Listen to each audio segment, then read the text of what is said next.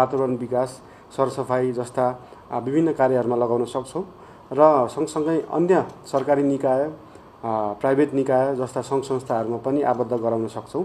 महानगरको श्रम ब्याङ्क जस्तो एउटा बन्छ, जुन श्रम ब्याङ्कमा चाहिँ तपाईँहरूको skilled man power, unskilled man power र भनौँ न कुनै पनि स्किलै नभएका अथवा आदि भएकाहरू सबैलाई चाहिँ एउटा समेटेर चाहिँ हामीले एउटा जब पोर्टल जस्तो बनाउन खोज्दैछौँ, जुन जब पोर्टल चाहिँ ओपन एपिआई जस्तो हुनेछ, जसमा चाहिँ अरू प्राइभेट संस्थाहरू जब पोर्टलहरू जुन हुनुहुन्छ उहाँहरू पनि आबद्ध हुन सक्नुहुन्छ र विभिन्न 15वटा स्थानहरूमा ट्रेनिङ सञ्चालन गरेर चाहिँ हामीले 3 वर्षभित्रमा केही न केही बेरोजगारीको समस्या समाधान गर्न खोजेका छौँ।